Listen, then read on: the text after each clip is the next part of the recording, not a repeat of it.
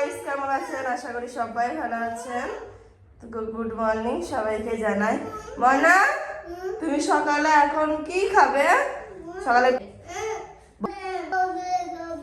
দুধ কলা হলে এসেছিলাম, ওর পাপা নিয়ে এসেছিল ফল আর আমি সবজি নিয়ে এসেছিলাম ওর পাপার সঙ্গে। পালং শাকটা দেখাতে মনে ছিল না, আর ফল টুকটাক। বাবু দুধে নেব, প্রোহ্যান্স জুনিয়র ওই পাউডারটা দিয়ে আর একটা কলা দেব। কলাটা আমি মিক্স করে নিয়েছি, এবার প্রোহ্যান্স জুনিয়রটা মিক্স করে। এই যে বাবু দিবে বলছে, বাবু দিতে অনেক পছন্দ করে। তো প্রোহ্যান্স জুনিয়রটা আমার শেষের দিকে আর একবার হবে, তো আমার বোনকে বলেছি ব্যাঙ্গালোরে থেকে নিয়ে আসবে। এখানে মানে ভ্যানিলা ফ্লেভারটা অ্যাভেলেবেল নেই, তো অনলাইনেই অর্ডার করতে হবে, কিন্তু অনলাইনে নেব না, দেখে শুনে নেবে। খাওয়ানো হলো, এখন একটা আমার ইচ্ছা যে ভ্যানিলা ফ্লেভারের ইউজ করবো। আমার দিদির মেয়েকেও খাওয়াই, চকলেট ফ্লেভার ও পছন্দ করে। বাচ্চাদের না থাকলেও মায়েদের ইচ্ছেতেই খাওয়ানো হয়, তো বাচ্চারাও পছন্দ করে। রামজুদা চকলেট ফ্লেভারটা পছন্দ করে, ভ্যানিলাটা একবারও খাওয়ানো হয়নি, তাই খাওয়াবো। আর ফোন দিকে খাবার খেতে হয়, তুমি একবার তো 1 মিনিট কি 1 মিনিট। আচ্ছা, তো আজকে খুশির খবর একটা বলি। তো আমার আব্বুজান বাবরি মসজিদ গিয়েছেন দেখতে, জুম্মা মসজিদ পড়তে। আমার আব্বু অনেক সকালে সকালে টোটো করে ইট নিয়ে গিয়ে বাবরি মসজিদ গিয়েছে, নামাজ পড়বে আর ইট নিয়ে গিয়েছে টোটো করে। খুব খুশি আমরা। ইনশাআল্লাহ আমরা যখন গ্রামে যাব তখন যাব বাবরি মসজিদের ওখানে, মানে আটকাতে পারবে না সেই রকমই। তো বাবরি মসজিদ আমাদের হুমায়ুন কবির জোর ধরেছেন বলে, আর একমাত্র আল্লাহ আমাদের পাশে আছে বলেই ওটা হবে। তো কেউ আটকাতে পারবে না, কারো বাবেরও ক্ষমতা নেই যে কেউ আটকাবে বাবরি মসজিদের জন্য। একমাত্র আল্লাহ যদি আমাদের পাশে থাকে সব সময় হবে, আর ইনশাআল্লাহ পাশে আছে, সব সময় থাকবে। আর বাবরি মসজিদ ক্ষমতা নাই কেউ আটকাবে, আর আল্লাহ বাঁচালে কারো বাপের ক্ষমতা নাই কেউ মারবে মসজিদ।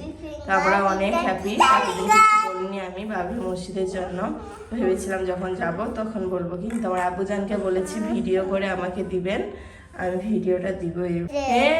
বাবরি মসজিদে গিয়েছে নানা জান, তোমার নানার সঙ্গে মসজিদে নামাজ পড়তে যাবে, ঠিক আছে?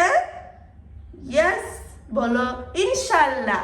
ইনশাআল্লাহ ঠিক আছে, এবার খাবারটা তুমি খেয়ে নাও। মিক্স করে নিয়েছি দুধ কলা হরলিক্স মিক্স। আচ্ছা ঠিক আছে, এবার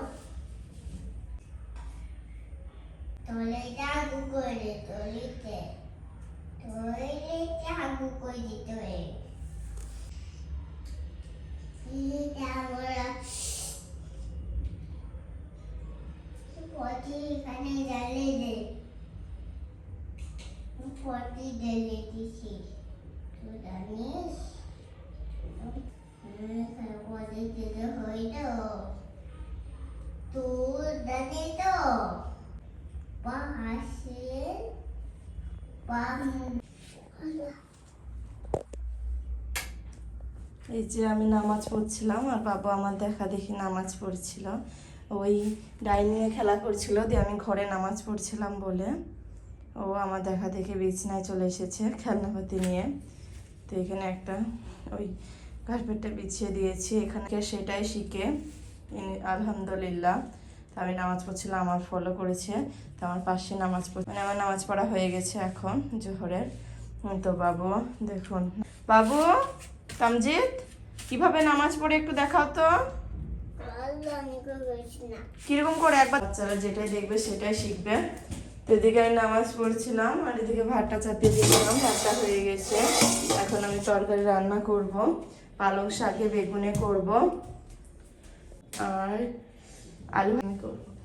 ডিম রান্না করতাম, তো আমি ভাবছি রান্না করবো না ডিম। তো আমি এখন ডাস্টবিনে ফেলবে, আমি পালং শাক আর বেগুন বানালাম, তো বলছে প্লিজ মা আমি ডাস্টবিনে ফেলি। তো বাবু এদিকে আমার সঙ্গে খেলছে বসে বসে, কত কিউট বেগুনগুলো, কি সুন্দর।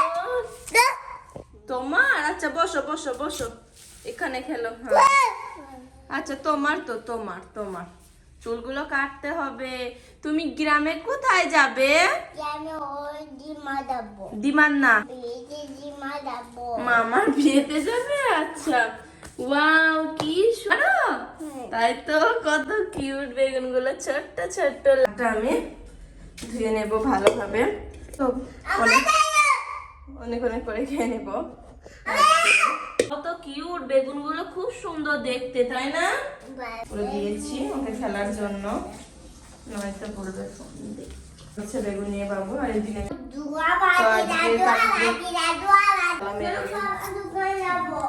এখন ওকে পাঠাতে বললো, পাপাকে তালাটা খুলে দিবে। তা আমি বলছি ঠিক আছে, ওগুলো বসে রেখে দিয়েছি, আর কাউকে বলবো না আজকে। আচ্ছা বলছি পাপাকে, বলছে পাপাকে ফোন করে বলো। আচ্ছা তুমি খেলো, পাপাকে আমি বলছি, পাপা এক্ষুনি চলে আসবে, ঠিক আছে? কাউকে পাঠিয়ে দিবে নয়তো। তো বাবু তালা মেরে দিয়ে গেছে, মানে আমাকে ওঠায়নি, ঘুম ভেঙে যাবে বলে। যেহেতু রাত্রে ঘুম হয় না ভালো করে, তামজিল অনেক ডিস্টার্ব করে, 1টা 2টো বেজে যায় ঘুমোতে। তো সেই জন্য সকালে আর মানে লাগিয়ে দিব, সেই জন্য ডাকেনি। এখন আর ওর পাপা ডাকে না, তখন এই যে পালং শাক আর বেগুন চাপিয়ে দিলাম। দুজন মিলে ইয়ে বসে বসে তোমার বেগুন। আচ্ছা বাবুর বসার স্টাইলটা দেখেছেন? তোমার বেবি বেগুন। আচ্ছা এগুলো বলে বাবু এইটা চাপিয়ে দি ঢাকনাটা, ঠিক আছে?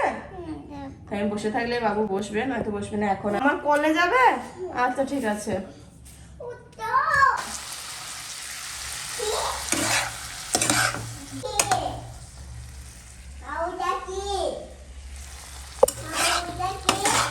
কোনটা?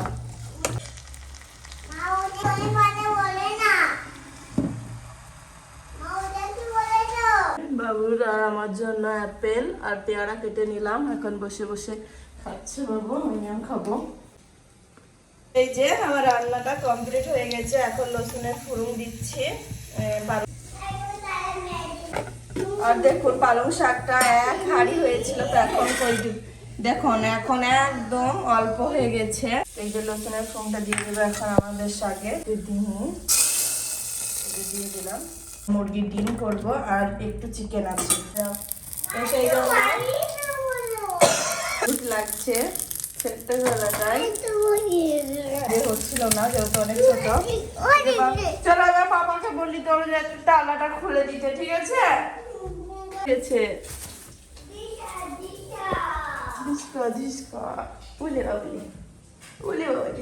যে ভাত খেতে বসেছি, আর ওর পাপা ঠক ঠক ঠক ঠক করছে, জানালা দেওয়া কি হলো, একটু আগে তালাটা খুলে দিয়ে গেল একটা ছেলে। তো তারপর নিয়ে এসেছে আখের জুস, তাবজির জন্য ফুটি, তো ওরা নিয়ে এসেছে, ওটা নিলাম। তো যেই ভাত খেতে বসেছি, বাবু তো কবিরের বাড়ি চলে গেছে, আবার মুরগির মাংস এনেছে, রান্না করতে হবে।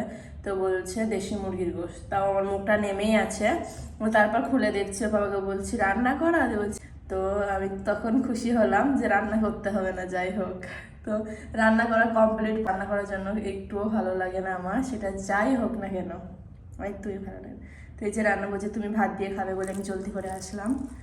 তো আমি বলছি যে চিকেন আছে, চিকেন দিয়ে খাবো। তো বলছে না ওটা দিয়ে খেও।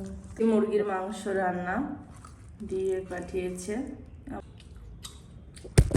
না, বন্ধু দিয়েছিল। আর এদিকে আগেই আখের জুস এনেছে যা, তো এখন রেখে দিলাম, যেহেতু বাবুকেও ভাত খাইয়ে দিয়েছিলাম করবো। তো এই ছিল আজকের আমার ভিডিও, কেমন লাগলো অবশ্যই জানাবেন। আর একটা কথা বলতে ভুলে গেছি, বাবুকে এখনই আমি দেখে আসলাম। তো বাবুকে চিটটা বলছে আমার পায়ের চপ্পলে চিটটা লাগিয়ে দাও, লাগিয়ে দিলাম। তো বলছে আমার সোনা মা তুমি আমাকে ভালোবাসো তাই না?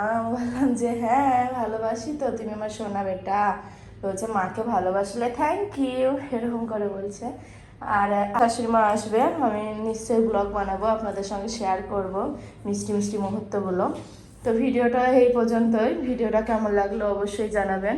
সবাই ভালো থাকবেন, সুস্থ থাকবেন। আল্লাহ হাফেজ।